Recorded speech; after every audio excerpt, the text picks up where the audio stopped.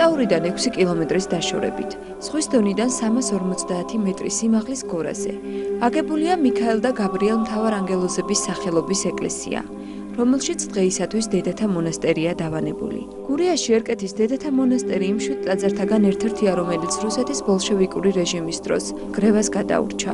ეკლესიის აგების თარიღი ცნობილი არ არის. მკვლევარების აზრით იგი მე-13 საუკუნის მეორე ნახევარს უნდა განეკუთვნებოდეს. ტაძარი სამნავიანი ბაზილიკაა. თითოეული მათგანი ნაკურთხი ყოფილა ტაძრად. ამჟამად მხოლოდ ტაძრის ცენტრალურ ნაწილში აღესრულება წირვა-ლოცვა. ეს ძირითადი ტაძარი მთავარანგელოზთა სახელზეა ნაკურთხი და ეს სამი პატარა ეკვდერი დიდება უფალს, როგორც კი გადავედით, იმ წუთიდან დავიწყე ფიქრი, რომ გვეკურთხებია და ვის სახელზე უნდა ეკურთხებიათ ეს ეკურთხები ჩვენს მეუფეს, რა თქმა უნდა, ეს ტაძარი და იყო მსჯელობა სხვადასხვა წმინდანის საპატივცემულოდ და დიდება უფალს ერთ დღესაც გვირეკავენ ჩოხატაურის მუზეუმიდან, რომ ეს ერთი ყოფილა ღვთისმშობლის სახელობის. ხოლო არ იყო დაკონკრეტებული, რომელი დღესასწაულის თუ რომელი ხატის და მადლობა უფალს ეს ტაძარიც იკურთხა ჩვენი მეუფის მიერ და ეხლა ჩვენს მონასტერში ორი ტრაპეზია უკვე ნაკურთხი მთავარანგელოზთა სახელობის და სახელზე და დედა ღვთისმშობლის შობის სახელზე.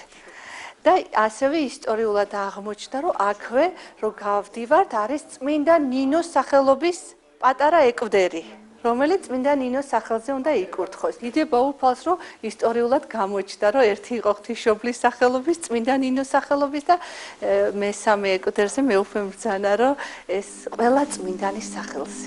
კანკელსაც დაკარგული აქვს თავდაპირველი სახე. როგორც ცნობილია, ტაძრებში კანკელების გაკეთება მე-17 საუკუნიდან შემოვიდა. თქვენ მოგეხსენებათ, რომ კანკელის დახურული ფორმა გვიანდელი პერიოდში შემოვიდა უკვე საქართველოს ეკლესიაში.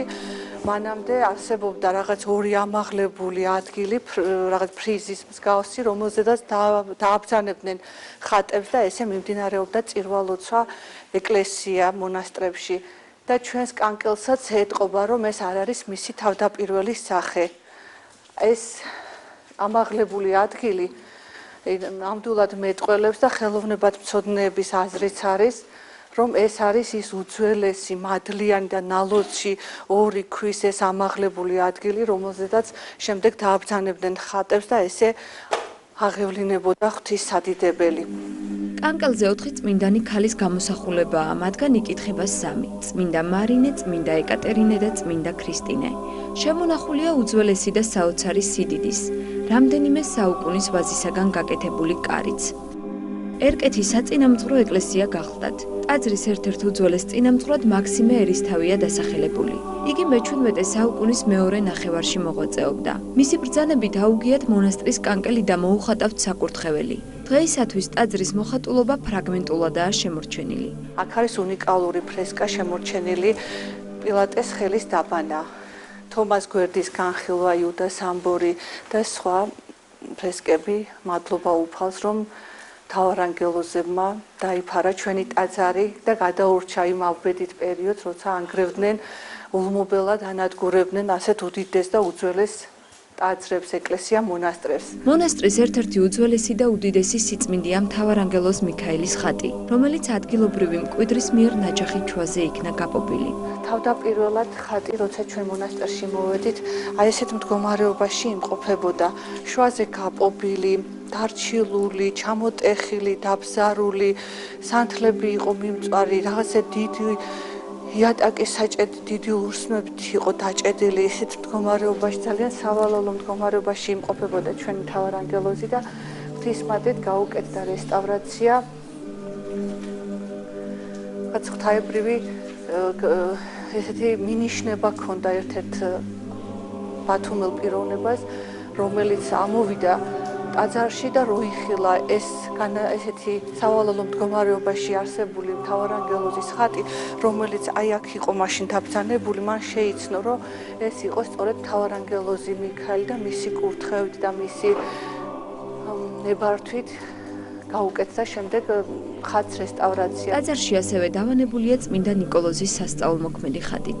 აქ მობრძანდა იტალიიდან ჩამობრძანებული სიწმინდები, რომელიც ხატმწერთან ანატოლისთან იყო დაბრძანებული მის სახელოსნოში და ეს ხატი იქ მხვდებოდა კედელზე და ანატოლი ეს ვისთვის არის მეთქი განკუთვნილი და ვიღაცა შემიკვეთაო და არც კი მოიკითხაო და დიდხანს ვიყავი დადარაჯებული რომ რაღაცა და ველოდე და მე მივედი უთხარი და მეთქი თუ არავის არ მექვს მოდი ეს ხატი მე შევისყიდი ამას მეთქი და კაიო კიდევ დაველოდოთო ანატოლიმ გავიდეს კიდევ დრო და ერთი წელიო მაინც დაველოდოთო და მოხდა ისე რომ ეს თელი სახელოსნო დაიწყო ხანძარი გაჩნდა და თელი ეს იქ ისეთი ხატები ქონდა მას რაღაც ძველებური ისინი და ეს განადგურდა სამწუხაროდ მაგრამ საბედნიეროდ ჩვენი ხატი წმინდა ნიკოლოზის გადარჩა.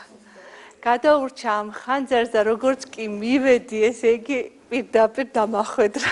ეს თქვენ გეკუთვნითო თქვენს მონასტერსო და მადლობა უფალს წმინდა ნიკოლოზმა ინება ჩვენთან მობრძანება და მადლობა უფალს. გარდა ხატებისა ტაძარში უამრავი სიწმინდეა დაბრძანებული. მათ შორის მოციქულთა იოანე ნათლისმცემლის, წმინდა გიორგის, წმინდა ნინოს, წმინდა ბარბარეს ნაწილები. მონასტრის გახსნის დღიდან ჩვენს მონასტერში ინება წმინდანთა თელმა რიგმა მობრძანება და აქ დავანება. ეხლა უკვე მონასტერში ბრძანდება 100-ზე მეტი წმინდა ნაწილი. 3 დიდი მღვდელმთავრის იოანე ოქროპირის, ბასილი დიდის და გრიგოლი ღვთისმეტყველის წმინდა ნაწილები. 60-მდე წმინდა ნაწილი კიევ-პეჩორის ლავრის და უკრაინაში მოღვაწე წმინდა მამათა და დედათა წმინდა ნაწილებია, რომელთაც სასწაულებრივად ინება ღმერთმა და მობრძანდა და აქ დაივანა ამ სავანეში. მონასტერში მოღვაწე ბოლო მღვდლის სახელთანაა დაკავშირებული სახარების სასწაულებრივი გადარჩენა და შენახვა. ჩვენი მონასტრის ერთ-ერთი სიწმინდე სახარება, ტრაპეზის სახარება რომელსაც კომუნისტური რეჟიმის დროს ასევე როცა ანადგურებდნენ ეკლესია მონასტრებს და ეკლესიაში არსებულ საეკლესიო ლიტერატურას აქ მოღვაწე ბოლო სასულიერო პირს ცეცხლგაკიდებული სახარება წყალში ჩაუდვია რომ გადაერჩინა ცეცხლისგან დაეცვა მას ეს სახარება და მადლობა უფალს შემდეგ ინახებოდა აქ მოღვაწე ბოლო სასულიერო პირის ოჯახში მან დაუბარა შვილიშვილს როცა არ იქნებოდა ნგრევა დევნა შემდეგ მოებრძანებია სახარება და მადლობა უფალს ჩვენ და გასახარად და ჩვენ და გასაოცრად მიუხედავად იმისა სახარებამ გამოიარა ცეცხლი წყალი და 1000 განსაცდელი არც ერთი გვერდი არ აკლია სახარებას. მონასტრის ახლოს წყაროა, საიდანაც მცირე რაოდენობით მაკურნებელი წყალი მოედინება. წყარო სოფლის მოსახლეობა ოდითგანვე ეკლესიის წყაროდ იხსენიებდა. თუმცა მას გერასიმეს წყაროსაც ეძახდნენ. დღეისათვის წყაროს მთავარანგელოზ მიქაელის სახელი ქვია. აქ მეზობლებმა გვითხრეს, რომ არისო ეკლესიის წყაროდ ცნობილი წყარო, რომელსაც ეკლესიის წყაროს ეძახდნენ. რომ მივედი ძალიან ისე მოწანწკარებდა და ალბათ უფალმაც დაფარა, რომ ჩვენ რაღაც საყოფა ცხოვრება მომსახურებისთვის არ გამოგვეყენებია ეს წყალი და 2010 წელში როცა ჩავედი, რაღაც ფოტოები გადავიღე და მე ვთქვი, რომ აქ უნდა გაკეთდეს მთავარანგელოზი საბანელი, როგორც ბითესდაში აღამღრევს უფალი წყალს და მთავარანგელოზის ლოცვით იქ მისული ადამიანები იკურნება, ღვთისმადლით აქაც ესეთი მადლი დაეშვება მეთქი და ეხა ჩვენ საბანელის გაკეთება მოვა ღვთისმადლით გაკეთდა ისეთი კეთილმოწყობილი ჯერჯერობით არ არის მაგრამ უახლოეს პერიოდში ღვთისმადლით მინდა იქ პატარა ტაძარი აშენდეს ნათლისღების სახელზე.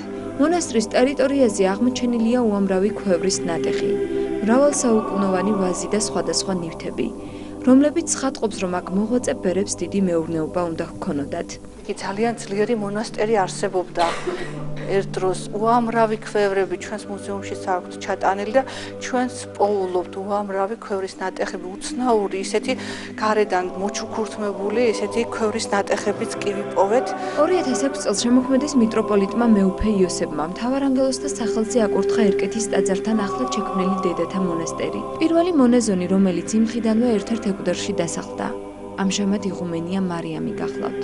დღეისათვის მონასტერში 20-მდე წევრია, აქედან 10 მონაზონია. გზად სიყვარულითა და სიხარულით სავსე თვალებთან ერთად დედა მარიამის მადლიანი ლოცვა გვაცილებს. ჩვენ კი ამ მადლით აღვსილები კიდევ ერთხელ ვრწმუნდებით, რომ კლდესაზე და აღშენებულ ჩვენს ეკლესიას ბჭენი ჯოჯოხეთისანი ვერასოდეს შემოსრავს.